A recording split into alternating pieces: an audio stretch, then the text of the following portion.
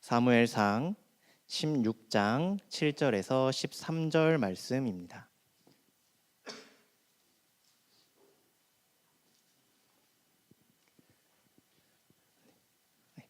제가 한 절, 여러분들이 한 절 읽고 마지막은 합독하도록 하겠습니다. 여호와께서 사무엘에게 이르시되 그의 용모와 키를 보지 말라. 내가 이미 그를 버렸노라. 내가 보는 것은 사람과 같지 아니하니 사람은 외모를 보거니와 나 여호와는 중심을 보느니라 하시더라. 이새가 아비나답을 불러 사무엘 앞을 지나가게 하매 사무엘이 이르되 이도 여호와께서 택하지 아니하셨느니라 하니 이새가 산마로 지나게 하매 사무엘이 이르되 이도 여호와께서 택하지 아니하셨느니라 하니라. 이새가 그의 아들 7을 다 사무엘 앞으로 지나가게 하나 사무엘이 이새에게 이르되 여호와께서 이들을 택하지 아니하셨느니라. 또 사무엘이 이새에게 이르되 내 아들들이 다 여기 있느냐? 이새가 이르되 아직 막내가 남았는데 그는 양을 지키나이다. 사무엘이 이새에게 이르되 사람을 보내어 그를 데려오라. 그가 여기 오기까지는 우리가 식사 자리에 앉지 아니하겠노라. 이에 사람을 보내어 그를 데려오매 그의 빛이 붉고 눈이 빼어나고 얼굴이 아름답더라. 여호와께서 이르시되 이가 그니 일어나 기름을 부으라 하시는지라. 함께 읽겠습니다. 사무엘이 기름 뿔병을 가져다가 그의 형제 중에서 그에게 부었더니 이날 이후로 다윗이 여호와의 영에게 크게 감동되니라. 사무엘이 떠나서 라마로 가니라. 아멘. 네, 저희가 오늘 말씀 읽은 거는 7절에서 13절까지 읽었는데 그 앞에 있는 1절부터 13절까지의 한번 구조를 보면 총 3가지 장면으로 구분할 수 있습니다. 영화로 치면 3장면이 있는 건데 첫 번째는 사무엘이 하나님과 하는 대화입니다. 그리고 두 번째는 사무엘이 베들레헴으로 가서 장로들과 대화를 하는 장면, 그리고 세 번째는 사무엘과 이새 가족들의 대화입니다. 첫 번째 장면은 하나님께서 사무엘을 찾아오십니다. 그래서 하나님께서 사무엘에게 사무엘아, 네가 언제까지 슬퍼하겠느냐? 내가 이미 사울을 버렸으니 너는 병에 기름을 채우고 베들레헴으로 가라 라고 말씀하십니다. 그리고 그곳에서 이새의 아들 가운데 내가 한 사람을 왕으로 보았느니라 라고 명령을 내리십니다. 그리고 이 명령을 사무엘이 수락하는 게 아니라 거절합니다. 왜 거절을 하냐? 아직 하나님께서는 사울을 버렸지만 사울은 아직 이스라엘의 왕이었고, 그렇기 때문에 그 왕을 두고 기름을 부으러 간다라는 것은 어찌 보면 세상에서 보면 반역에 가까운 일이기 때문에 사무엘은 하나님의 명령에 거절했던 것입니다. 그런데 이제 하나님께서는 그렇다면 제사를 드리는 모습으로 가서 제사를 드리러 가서 그곳에서 기름을 부어라 라고 명령을 또 하십니다. 그래서 그 말씀에는 사무엘이 순종을 하며 베들레헴으로 떠나게 됩니다. 그 뒤에 나오는 이제 두 번째 장면입니다. 이제 사무엘이 베들레헴에 도착을 했습니다. 베들레헴에 사무엘이 딱 도착을 하니까 이제 그곳에 있던 장로들과 리더들이 우르르 몰려 나와서 사무엘을 맞이합니다. 그러면서 평강을 위하여 오시나이까라고 사무엘에게 묻습니다. 뭔가 이렇게 그냥 지나가면 지나갈 수 있지만 한번 인사의 말로 우르르 다 몰려 나와서 평강을 위하여 오셨습니까? 라고 이야기를 하는 것. 보통은 오면 안녕하세요 라고 인사하는 게, 반갑습니다 라고 인사하는 게 보통일 것입니다. 그런데 성경에서는 벌벌 떨면서 평강을 위해 오셨습니까? 라고 이야기했다고 합니다. 왜냐하면 이 베들레헴은 커다란 도시가 아니었습니다. 작은 아주 작은 성읍이었고, 심지어 사무엘이 그렇게 막 다니던 곳도 아니었습니다. 그런데 갑자기 이스라엘의 전체 리더라고 할 수 있는 사무엘이 그 작은 성읍 베들레헴으로 왔다라고 하니까 두려워서 벌벌 떨면서 이야기를 했던 것입니다. 또 왜 벌벌 떨었냐면 그렇게 높은 지위가 있는 사람이 작은 곳에 오면 좋은 일로 왔다라고 보기에는 그렇게 생각하기에는 어렵기 때문입니다.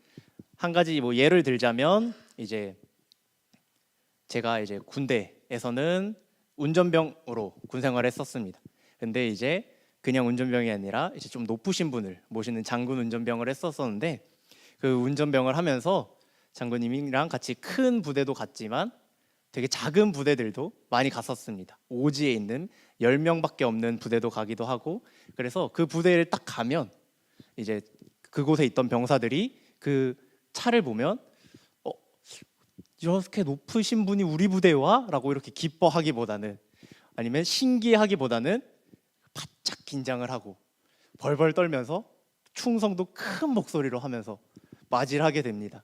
그리고 병사들뿐만 아니라 간부들도 난리가 나서 그때는 이제 제가 핸드폰을 있었는데 저에게 미리 문자가 와서 몇 시에 도착하시느냐, 왜 오시냐, 다 이렇게 제 핸드폰이 불이 날 정도로 연락이 옵니다. 그것처럼 이때 이 베들레헴의 장로들과 리더들도 마찬가지의 심정이었습니다. 그렇게 높은 사람이 그렇게 작은 곳에 오다니 왜 오셨을까라며 벌벌 떨면서 이야기를 했던 것입니다. 그렇게 벌벌 떨고 있는 장로들을 잘 다독여서 함께 제사를 드리는 사무엘의 모습이 두 번째 장면입니다. 그리고 세 번째 장면은 아마 그 제사를 다 드린 후의 모습일 것입니다. 이제 식사를 앞두고 사무엘이 본격적으로 이세의 가족들을 살펴보는 시간입니다. 이세의 아들들이 이렇게 하나둘 들어오고 이제 장남 엘리엇이라고 하는 이 친구를 사무엘이 딱 봤는데 너무나도 마음에 드는 것입니다. 그런데 하나님께서는 그러한 사무엘에게 이렇게 이야기합니다.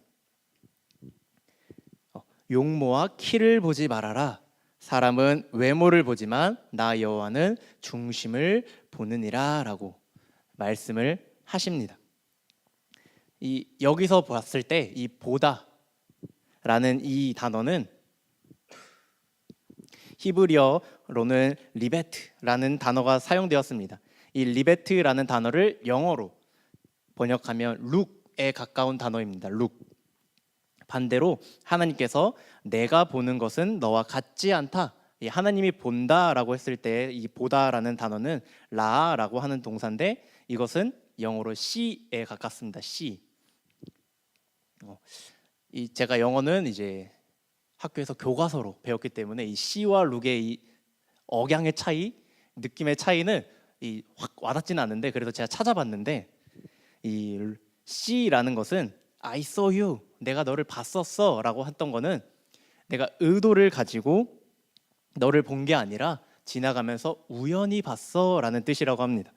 그래서 목적을 가지고 의도를 가지고 본 게 아니고 반대로 이 look이라는 단어는 look at me, 나를 봐라는 것은 의도를 가지고 봐라는 뜻이라고 합니다. 그래서 이 본다라는 것에 의지적으로, 의도적으로 본다라는 의미가 들어있다라는 것입니다. 그래서 이 본문 1차적으로만 이 단어로만 보자면 사무엘은 엘리압을 볼 때 그 용모를 유심히 의도적으로 보았다라는 것입니다. 아무튼 이 이후로 그렇게 유심히 본 사무엘에게 하나님은 코칭을 해주십니다. 첫째 아니야, 둘째가 딱 이제 오니까 둘째도 아니야, 셋째가 딱 나타나니 셋째도 아니야, 그 다음도 아니야, 일곱 명의 아들이 다 아니라고 하나님께서는 사무엘에게 코칭을 또 해주십니다. 그래서 사무엘이 거기 있는 7 아들을 다 봤는데 하나님께서는 모두 다 아니야 라고 이야기를 하십니다. 그래서 또 묻습니다. 이세에게 다른 아들은 없느냐라고. 그제서야 8번째 아들 다윗이 있다라고 이야기를 합니다. 당시 이스라엘 사회는 나이가 굉장히 큰 서열이었습니다. 그래서 다윗은 나이로도 막내였지만 서열로도 맨 마지막이었습니다. 그리고 이 중요도에서도 제일 저 밑바닥에 있었다라는 것입니다. 그 대선지자 사무엘과 함께하는 식사 자리에도 초대되지 못할 만큼 중요도가 떨어져 있었다라는 것입니다. 그래서 그렇게 중요도가 떨어지는 서열의 막내인 이 다윗에게 모든 아들이 다 가서 식사를 할 수 없으니 너는 양을 돌보고 있어라 라고 해서 양을 돌보고 있었던 것이 다윗이었습니다. 그 양을 모두가 다 버려두고 갈 수는 없으니 너가 맡아 라고 하고 우리는 제사장과 함께 식사 자리에 갈 거야 라고 이야기를 한 겁니다. 그리고 이렇게 이제 이 13절 1절부터 13절까지의 이 세 단락의 영화, 이 영화는 재미있게도 그 맨 마지막에 중요도가 있던 다윗이 장남, 차남 모두 다 제끼고 그 대단한 형들을 모두 다 제끼고 사무엘에게 기름을 받고 사무엘이 라마로 떠나는 것으로 끝나게 됩니다.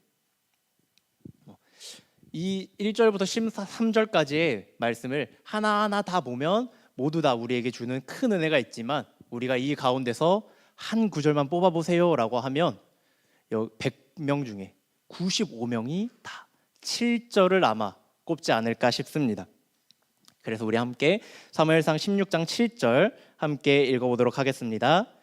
여호와께서 사무엘에게 이르시되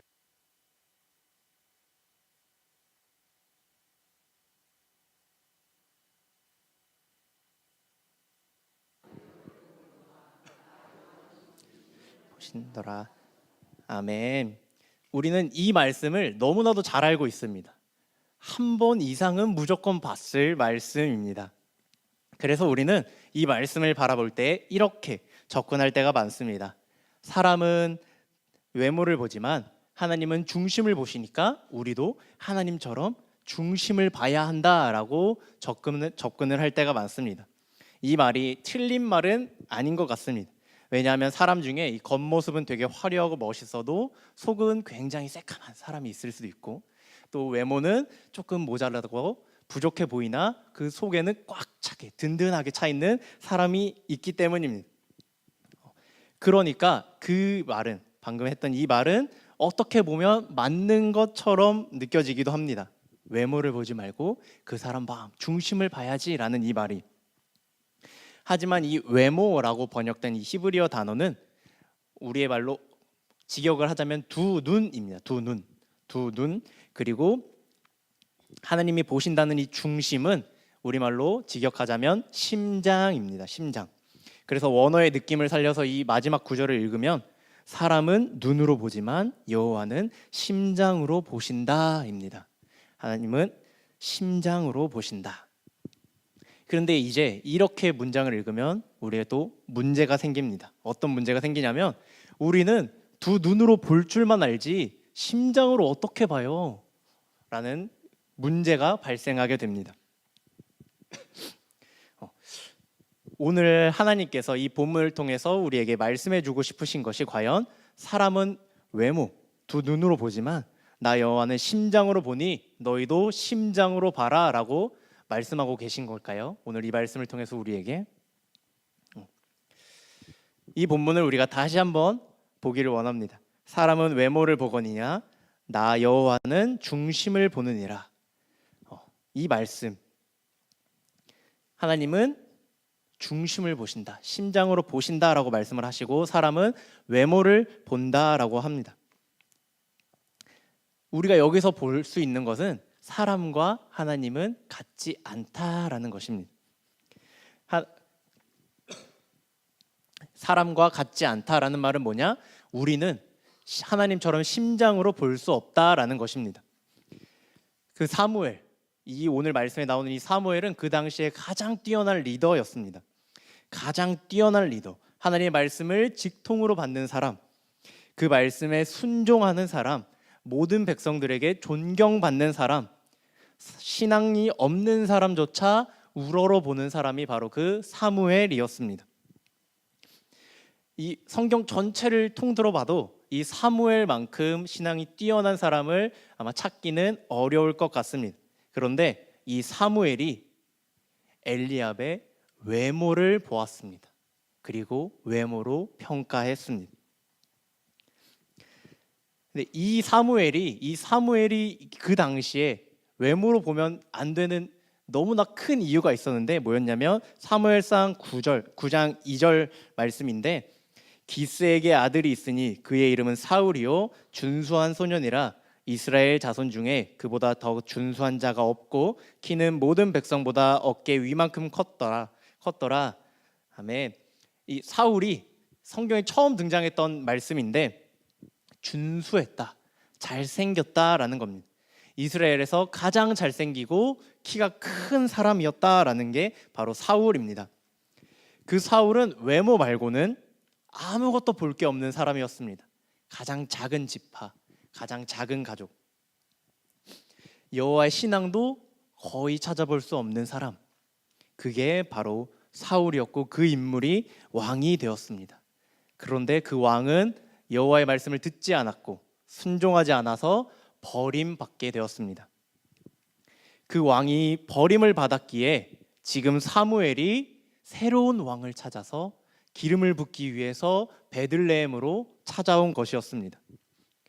그래서 이새의 아들들을 바라보고 있는데 또다시 외모로 바라봤던 것입니다. 이 말씀을 들으면 우리보다 더 신앙이 뛰어난다고 생각되어지는, 그리고 더 뛰어난 그 사무엘조차 같은 실수를 또 반복하며 사람의 눈으로 외모로 평가하는 모습을 우리가 바라봤을 때 우리는 좀 위로가 되지 않습니까? 여기서 이제 내가 사무엘보다 신앙이 뛰어나다라고 생각하시는 분이 계실까요? 저는 사무엘보다 신앙이 조금 부족하다고 생각이 들긴 하지만, 그래서 이 말씀에 조금 위로를 얻었던 것 같기도 합니다. 사무엘조차, 그 하나님의 말씀을 직통으로 받았던 그 사람조차 하나님의 심장으로 보지 못하고 사람의 두 눈으로 봤던 것, 외모를 바라봤던 것. 그런데 여기서 또 중요한 건 뭐냐면, 그렇게 똑같이 사람의 외모로 바라봤지만 이스라엘 역사에 흘러가는 것을 보면 아무런 문제가 없었다라는 것입니다. 그렇게 외모로 평가하고 판단했지만 하나님께서는 그 역사를 하나님의 뜻대로 이끌어 가셨다라는 것입니다. 이 하나님의 의도하신 대로 사무엘이 8분의 1의 확률을 뚫고 다윗에게 기름을 부었습니다. 사무엘은 심장으로 보지 못하고 두 눈으로 보는 사람인데 하나님께서 이끄셨기 때문에, 하나님께서 사무엘에게 말씀해 주셨기 때문에, 심장으로 볼 수 없는 사무엘에게 하나님이 이야기를 해주셨기 때문에 사무엘은 그 8분의 1의 확률을 뚫고 다윗에게 기름을 붓고 하나님의 뜻을 이루어 나갈 수 있었던 것입니다. 하나님이 사무엘에게 속삭여 주신 거죠. 엘리압은 아니야.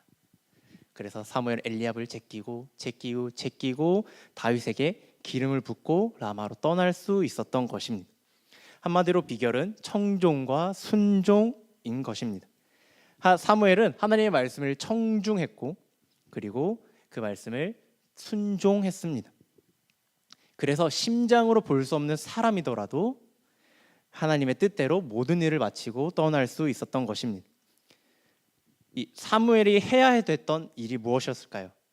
하나님이 사무엘을 보내면서 기대했던 일이 무엇이었을까요? 사무엘아, 너가 심장으로 보고 그 8명의 아들 중에 능력이 괜찮은 사람을 딱 뽑아서 그 사람에게 기름을 붓고 다시 돌아와 라고 기대를 하셨을까요? 아니면 그냥 너는 내가 가라 했으니 가고, 그리고 내가 이야기한 사람에게 기름을 붓고 돌아와라 라고 생각을 하셨을까요? 아마도 후자일 것입니다. 본인의 생각, 본인의 뜻, 그리고 내가 하나님처럼 볼 수 있다라는 기준을 가지고 가는 것이 아니라 하나님의 말씀을 듣고 그 말씀대로 순종하며 나아갔던 것, 그것이 하나님이 사무엘에게 명령하신 것이고 사무엘에게 원하셨던 것입니다. 물론 우리에게도 판단을 할 수 있는 이성이란 게 있습니다. 하나님이 주신 선물로 모두에게 다 이성이 있습니다. 그래서 우리는 그 이성으로 판단을 하곤 합니다. 동네 사람들, 회사 사람들, 그리고 가족들까지도. 이 하나님처럼 심장으로 보겠다라고 하는 이 시도 자체가 어쩌면 틀렸을 수도 있습니다. 그래서 오늘 이 본문을 통해서 우리에게 보여주시는 메시지는 굉장히 간단합니다.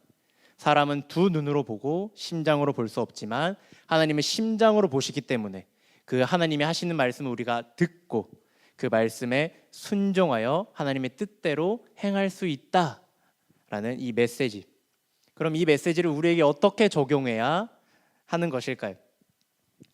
이 모든 관계, 모든 인간관계에 이 하나님의 말씀을 적용할 수 있겠지만 우리가 지금 가장 크게 가지고 있는 관계가 어떤 것이 있을까요?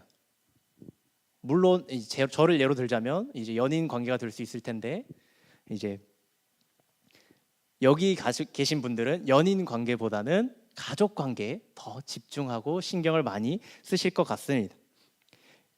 그 전에 이렇게 한 가지 생각해 볼 수 있을 것 같습니다. 강도사님, 저도 하나님께서 제 귀에 대고 이렇게 해, 저렇게 해 라고 이야기를 해주시면, 정답을 다 얘기해 주시면 저는 할 수 있을 것 같아요 라고 이야기하실 수 있을 것 같습니다. 저라도 하나님이 저에게 귓속에 저 사람이야 라고 딱 집어주시면 바로 달려가서 이제 연애를 하고 결혼을 할 텐데, 이제 그렇게 하나님께서 말씀해 주시지 않기 때문에 우리는 그렇게 또 어떻게 해 나가야 되는지 말씀해 주시지 않기 때문에 어렵고 힘든 것입니다. 그런데 또한 또 이렇게 생각하시는 분들이 있는데, 이런 생각으로 또 새벽 예배에 나가서 간절하게 막 기도합니다. 하나님, 우리 아들은 누구랑 결혼을 해야 될까요? 우리 아들은 어느 회사에 가야 될까요? 어떤 대학에 들어가야 될까요? 알려주세요 라고 또 간절히 기도하는 모습들이 있습니다. 그래서 저에게 저 회사야, 저 대학이야, 저 사람이야 라고 말씀해 주세요 라고 기도할 때가 있습니다. 말씀해 주시면 저는 저의 시선, 저의 생각 다 버리고 그 말씀 순종하겠습니다. 지금 세상 사람들이 대표적으로 보여주는 이 내로남불의 모습 보여주지 않고, 우리 가족, 내가 하는 판단 다 하나님이 하시는 판단으로 할게요, 내 가족이라고 감싸지 않고 내 소중한 사람이라고 해서 더 너그럽게 보지 않고 하나님이 말씀해 주시는 것, 하나님이 말씀해 주시는 그 기준에 따라서 행동하겠습니다 라고, 그러니 제 귀에 말씀해 주세요 라고 우리가 기도할 수도 있습니다. 그런데 그렇게 말씀해 주시면 너무나도 좋을 것 같습니다. 우리가 생각하기에 정답을 하나하나 기도할 때마다 다 말씀해 주셔서 우리가 그 하나님의 뜻대로 나아가는 것 너무나도 좋겠지만, 그런 기회가 아예 없다고는 할 수 없겠지만 그런 건 너무나도 쉽지 않은 일입니다. 그런데 우리가 한번 생각해 볼 것은, 듣는 것과 또 순종하는 건 다른 문제다라는 것입니다. 하나님은 분명하게 말씀하신 것이 있습니다. 우리 누가복음 16장에 보면 이 부자와 거지의 비유, 이 나사로가 등장을 합니다. 예수님께서 말씀하셨는데 이 부자가 불구덩이 지옥에 들어갑니다. 그래서 하나님께 한 가지 제안을 합니다. 이 부자가, 하나님, 나는 이미 틀렸지만 아직 내 형제들은 이 땅에 살아있으니 하나님, 저 죽은 나사로를 내 형제들에게 보내서 이 불구덩이에 대해서 이야기를 하게 해주세요 라고. 그러면 내 형제들이 나사로의 말을 듣고 이곳에 오지 않게 될 겁니다 라고 하나님께 제안을 합니다. 근데 하나님께서는 뭐라고 말씀하시나요? 누가복음 16장 31절의 말씀인데 우리 함께 읽도록 하겠습니다. 이르되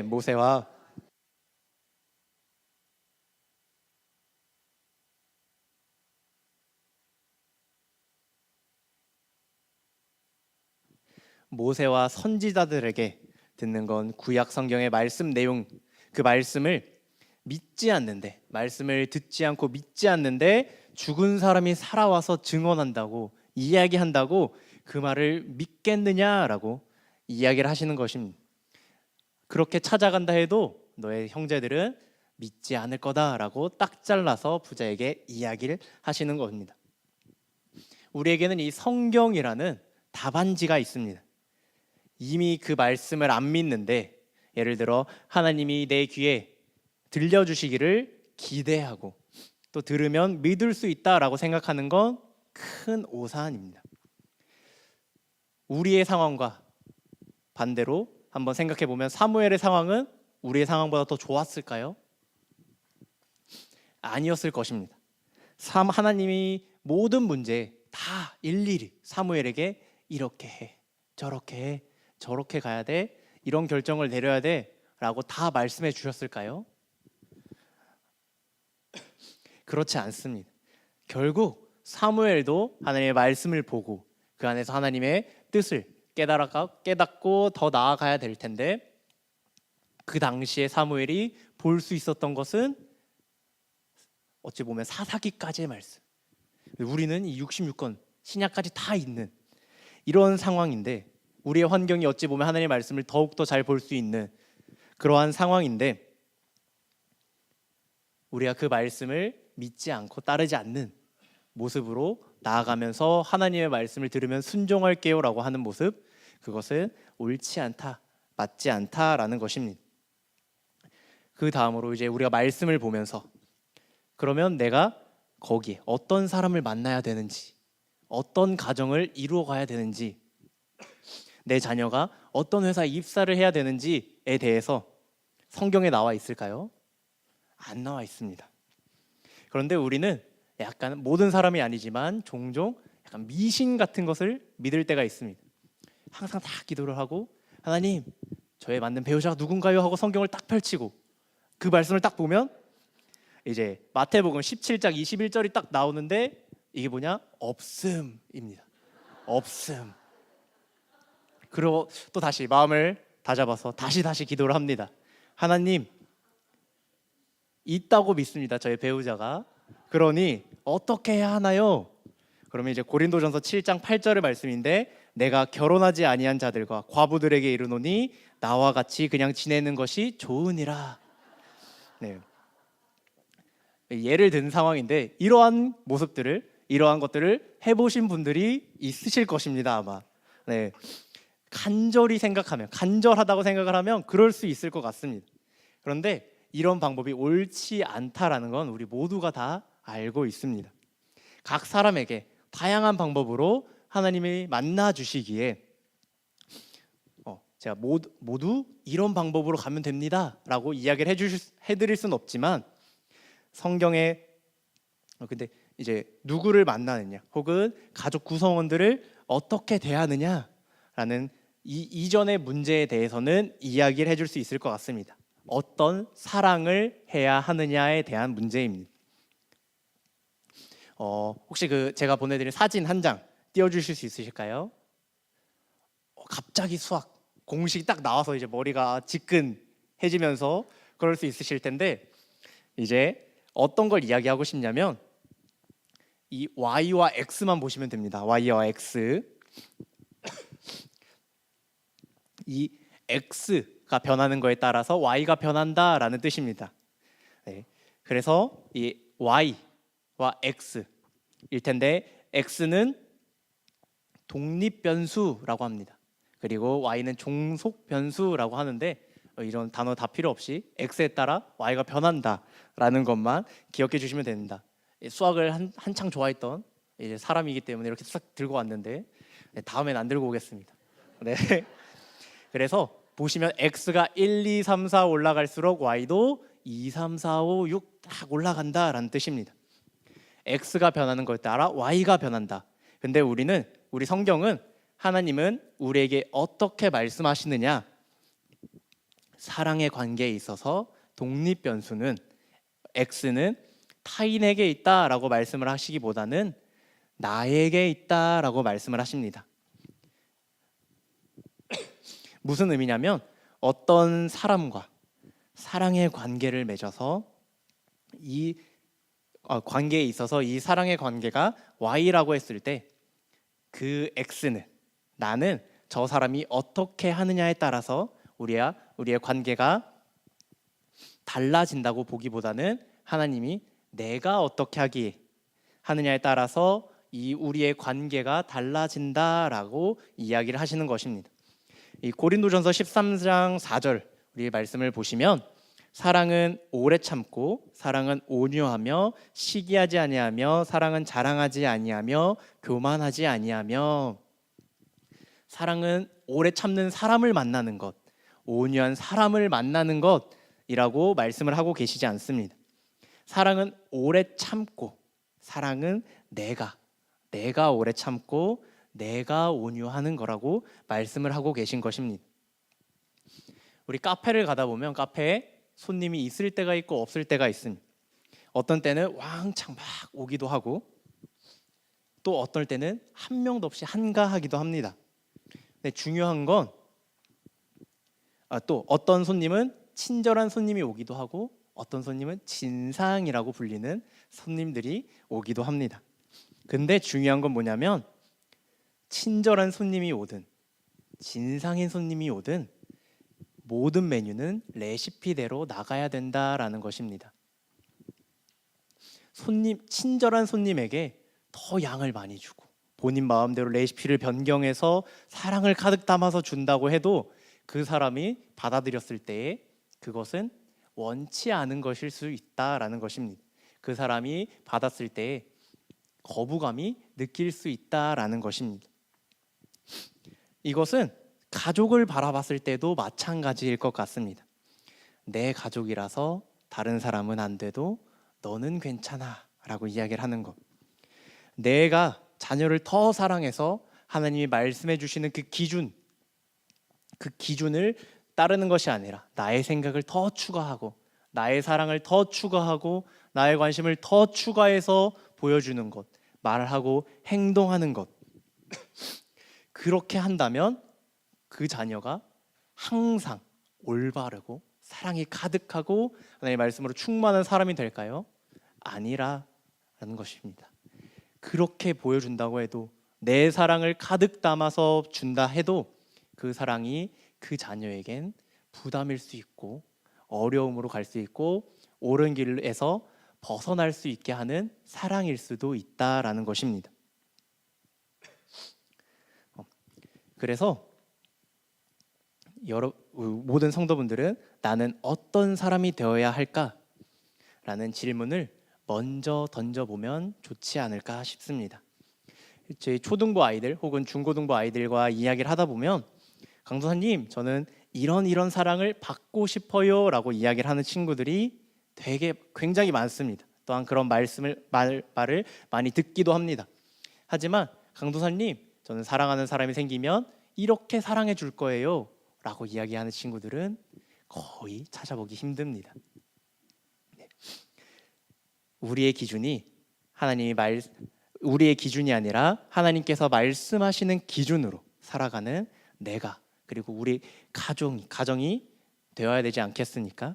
그것이 우리의 두 눈으로 보는 것이 아니라 하나님의 마음이 하나님의 중심으로 보시고 우리에게 말씀해 주시는 대로 살아가야 하는 것이 더 옳은 모습이 아닐까 싶습니다. 또 우리가 한 구절 말씀을 볼 텐데 마태복음 1장 14절 말씀입니다. 함께 읽도록 하겠습니다.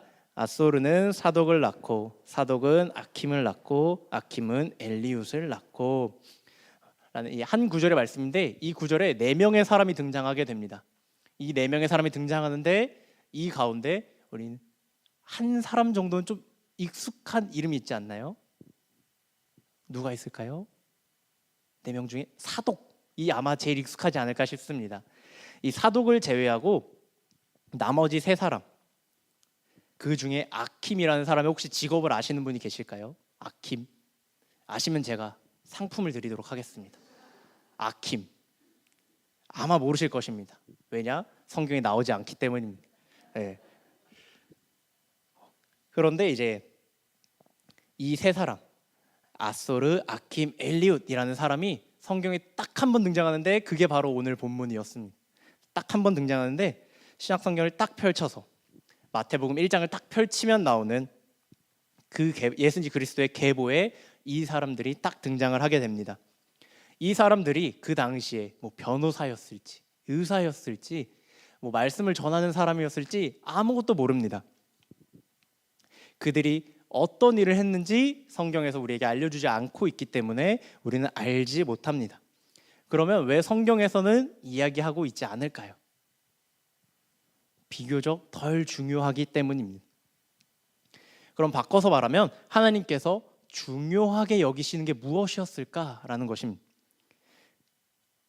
이 네 사람이 가정을 이뤄 결혼을 해서 자녀를 낳고 가정을 이루는 것, 그래서 예수 그리스도의 그 족보를 이루는 것, 그것이지 않을까 싶습니다.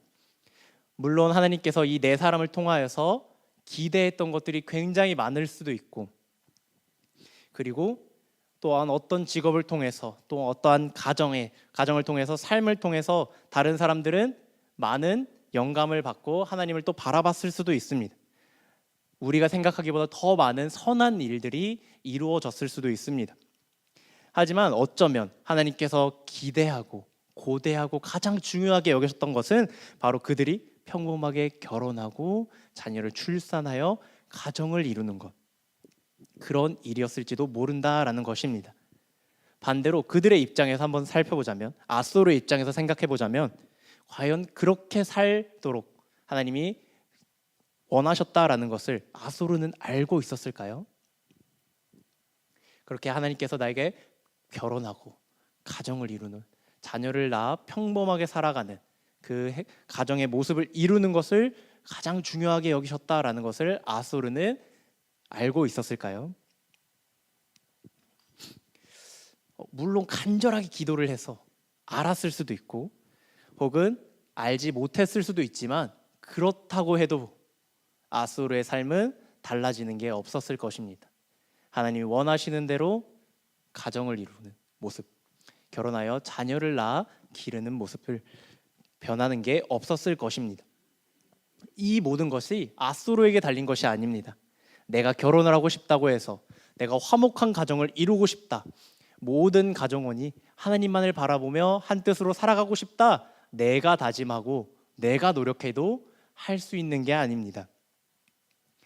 하나님이 보시기에 아름다운 가정을 내가 더 열심히 기도하고 내가 더 열심히 노력해서 그 아이들에게 더 훈계를 해서 만들 수 있는 게 아니다라는 것입니다. 무조건 반드시 하나님의 손을 거쳐야 하는 것입니다. 반드시 하나님은 이 땅의 모든 것을 주관하고 계시는 분이시기에 하나님의 뜻에 맞게 행동해야 되고 하나님의 그 손에 스쳐 나가야 된다라는 것입니다. 결코 하나님의 손을 피해 갈 수 있는 것은 단 하나도 없다라는 것입니다. 우리가 사무엘상 16장 7절의 말씀으로 다시 돌아오면 한 가지 질문을 더 던져보고 싶습니다. 그러면 두 눈으로 보지 말라고 했는데, 그러면 외모는 절대적으로 틀린 것일까요? 두 눈으로 보는 것은 절대적으로 틀렸다라고 이야기를 할 수 있는 것일까요? 우리 말씀을 한 구절 보겠는데, 사무엘상 16장 12절 말씀입니다. 함께 읽도록 하겠습니다. 이에 사람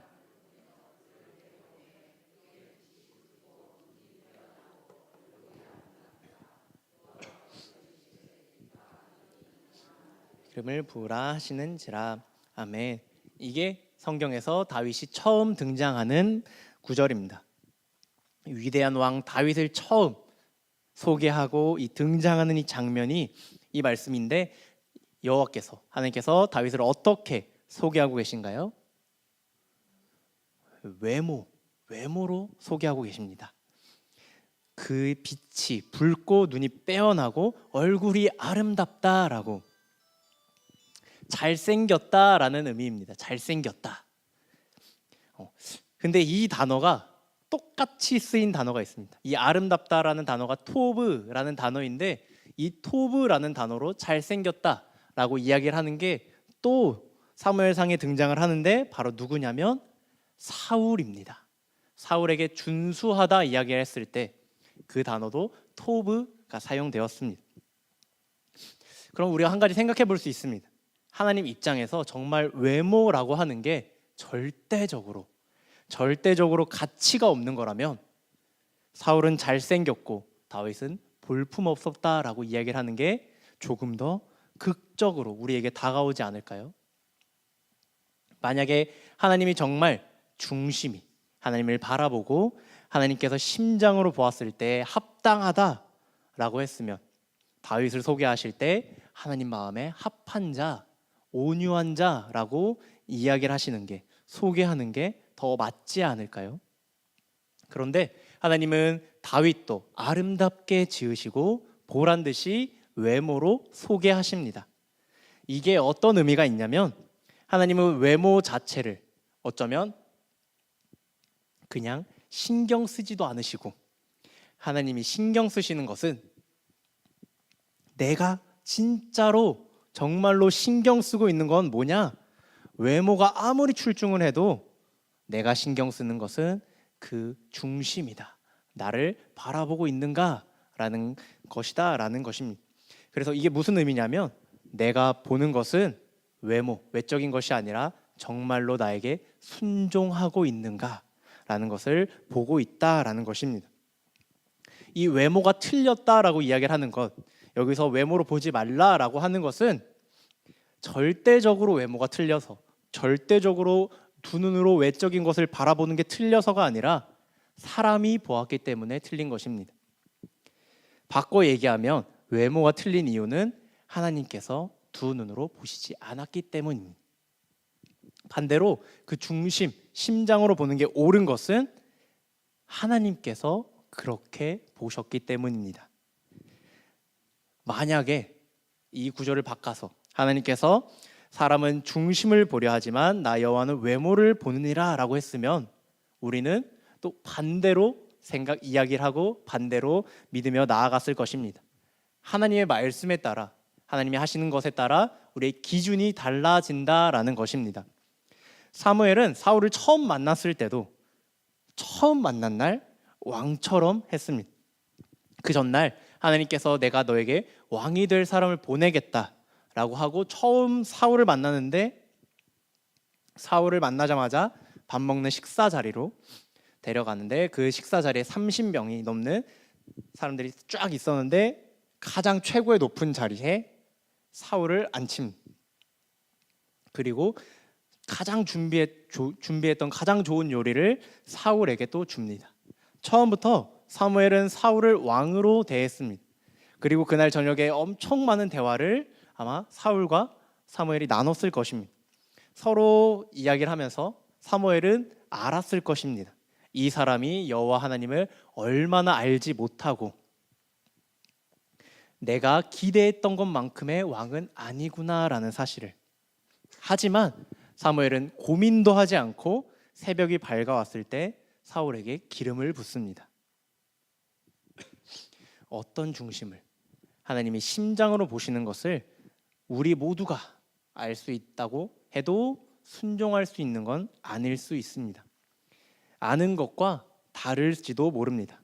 내가 어떻게 행동하고 가족들에게 어떻게 행동해야 하나님이, 어떻게 해야지 하나님이 우리의 귀 가까이에 들려주시며 우리가 어떻게 행동하며 나아가야 우리의 가정이 하나님을 바라볼 수 있다라고 이야기를 해주셔도 우리가 그 말씀에 순종하기 위해 우리가 가지고 있는 것 모두 다 던지고 내 생각, 내 의지 다 던지고 그 말씀에 순종할 수 있는 그러한 행동을 할 수 있는 것이 과연 이 모든 사람 중에, 저를 포함해서 모든 사람 중에 얼마나 될 수 있을까요?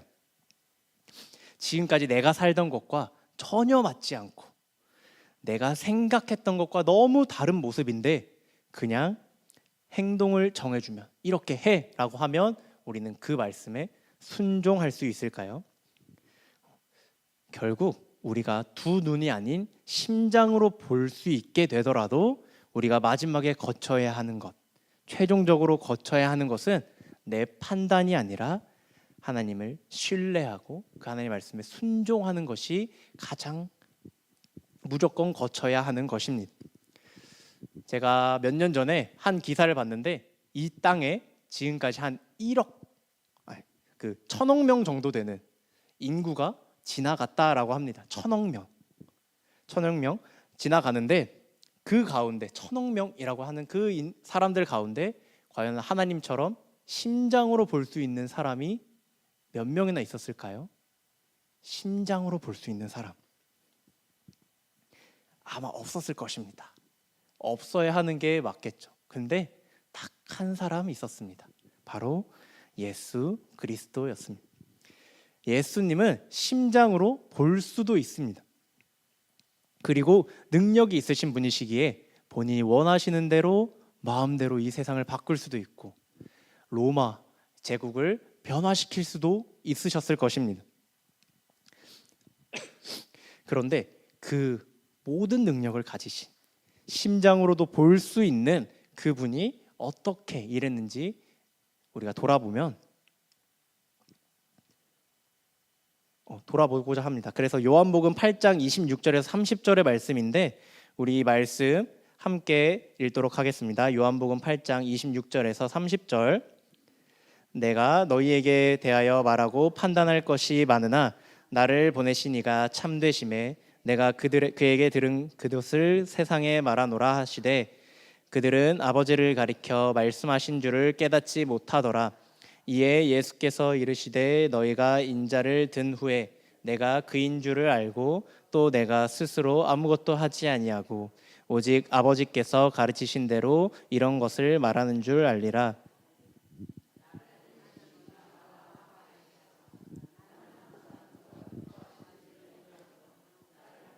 지 아니하셨느니라. 이 말씀을 하심에 많은 사람이 믿더라. 아멘. 모든 것을 다 하실 수 있는 예수님도 들으셨습니다. 하나님의 말씀을 들으셨다라는 것입니다. 그리고 그 말씀대로 순종하셨습니다. 그게 바로 하나님이 말씀하시는 사랑의 질서입니다. 예수님은 하나님보다 못해서 그렇게 하신 것이 아닙니다. 하나님과 정확하게 동등하신 분이십니다.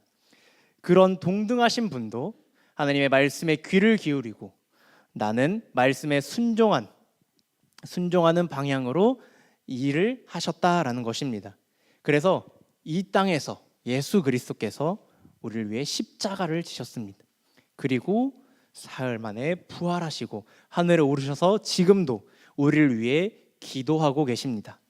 우리를 위해 자신의 영, 그리스도의 영을 보내주시고 우리를 자녀 삼아 주셨습니다. 하나님과 나와의 관계를 회복시켜 주셨다라는 것입니다. 하나님께서 보시는 게 중요하다라고 이야기를 했는데 어떤 대상 그 자체가 중요한 게 아니라 누가 보느냐라는 그것이 중요하다라고 말씀드렸습니다. 하나님이 보시는 게 중요합니다.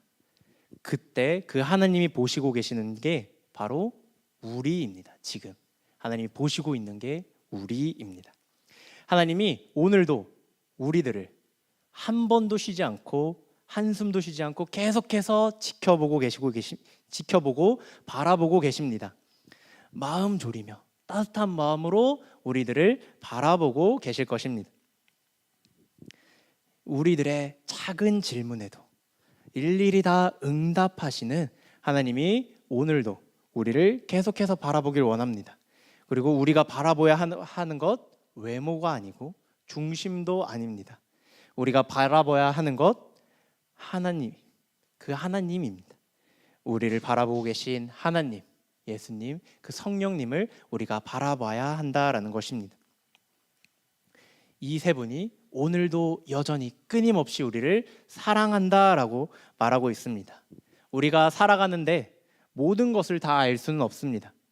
우리 뜻대로 다 알 수 없습니다. 하지만 몰라도 괜찮습니다.